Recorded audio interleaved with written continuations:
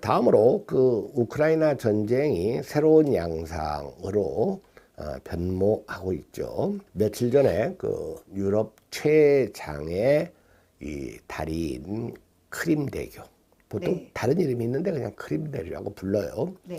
크림반도에서 그 러시아. 우크라이나, 네. 러시아 이어가는 이 19km나 되네. 19km짜리 저 푸틴이 저거 놓고 막 저 다리를 걸어서 지나고 되게 좋아했다고 그랬거든요. 그러더라고요. 네네. 그러니까 이른바 그 푸틴의 자존심이었는데 저 다리에서 그 폭탄을 실은 트럭이 폭파해가지고 그 불길이 지나가던 화물 열차에도 옮겨 붙었거든요. 저 자리가 그 위는 자동차고 그 아래로는 이제 기차가 가는 이런 다리였거든요. 여기에 이제 그 화가 치민 그 푸틴이 미사일을 무려 70발 내지 80발을 그 우크라이나 수도인 키이우에 쏴댔죠. 무대포로 쏴댄 건 아니고 무대포로 쏴댈 수가 없어요. 왜냐하면 하나당 얼만데. 네, 하나당 얼마인데 게다가 불필요한 인력 그 살상은 여론만 나빠지니까 주로 그 전력 시설에 집중타를 가했습니다.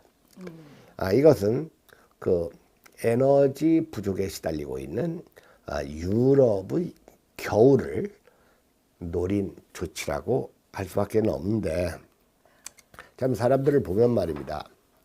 우리는 이 푸틴의 보복 전쟁, 이것을 비판하지 않을 수가 없어요.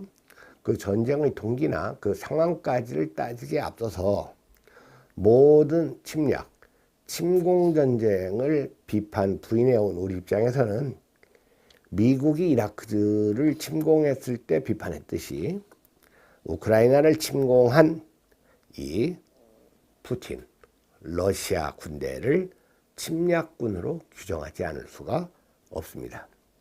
네. 이재명이라는 사람은 지난 대선 과정에서 러시아의 그 우크라이나 침공이 발발하자 금세 우크라이나가 망할 줄 알고 바보 같은 지도자를 대통령을 뽑으면 나라가 저렇게 된다 해가지고 이 젤렌스키를 이제 엿먹였죠.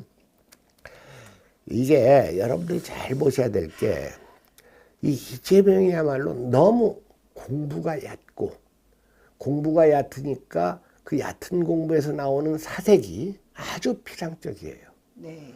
아무튼 이 대규모 공습을 받은 이 우크라이나, 참 그 고통 속에서 헤매고 있는 이 우크라이나 인민들의 모습이 뭐 눈에 밟힌다고까지는 말할 수는 없어도 얼마나 고통스러울까 하는 생각이 듭니다. 언제나 재난이나 전쟁 같은 이 액변은 가난한 서민들을 힘들게 하게 하죠. 젤렌스키가 그나마 잘 버티는 것은 그 젤렌스키 자신의 감투 정신도 있지만 미국을 비롯한 서방 각국들의 대대적이고도 은밀한 무기 지원이라는 겁니다. 그러니까 이런 것은 이제 이 현대 이 세계에서 동맹이 갖는 또는 군사 지원 세력이 갖는 의미가 어떤 건가를 다시 생각하게 해주는데, 역시 이런 얘기는 오늘 마지막쯤에서 더 하도록 하겠습니다. 아무튼 이 우크라이나의 이 푸틴의 보복 전쟁이 더 가열되자 이른바 그 서방 유엔 회원국들은 긴급 특별 총회를 열고 러시아의 보복전을 규탄하고 이 우크라이나에 대한 지원을 더 강화하겠다는 이런 결의를 했죠. 네. 물론 이거에 대한 러시아 측의 반응은 대단히 호전적입니다. 미국과 그 동맹국들이 레드라인에 가까이 다가섰다. 이를 넘어서지 않기를 촉구한다 해서 이것은 그 핵 사용을 암시하는 발언이다. 이렇게 볼 수가 있는데, 또 한 측에서는 러시아는 핵 공격을 할 능력이 없다. 뭐 이런 의견도 대두되고 있어요. 러시아가 가지고 있는 것은 장거리 미사일 뿐이지 핵미사일, 단거리, 소형화, 경량화된 미사일은 돈이 없어가지고 거의 사용하지 못할 단계에 있거나 아주 숫자가 적을 거다. 이런 추측도 있습니다.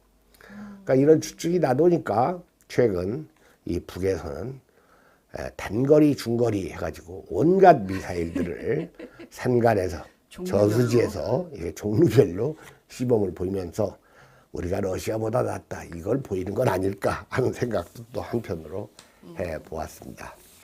사실 그 전쟁을 말하는 전황을 보도하는 모든 보도들은 그대로 액면 그대로 믿기가 힘들어요. 그래서 이 전쟁을 함부로 재단하기는 참 어렵습니다만은 아무튼 지금 벌어지고 있는 전쟁은 강자가 네. 약자를 폭력으로 제압하겠다는 의도거든요. 그래서 우리는 이 러시아 푸틴의 이 우크라이나 침공 전쟁을 규탄하지 않을 수 없고 시간이 갈수록 러시아는 고립되어 갈 뿐이라는 점을 염두에 둬야 됩니다. 왜냐하면 미국과 유럽 등과 긴밀한 또는 느슨한 대로 이 경제적 이 영향관계를 갖고 있는 나라들은 전쟁을 더 이상 바랄 수가 없어요.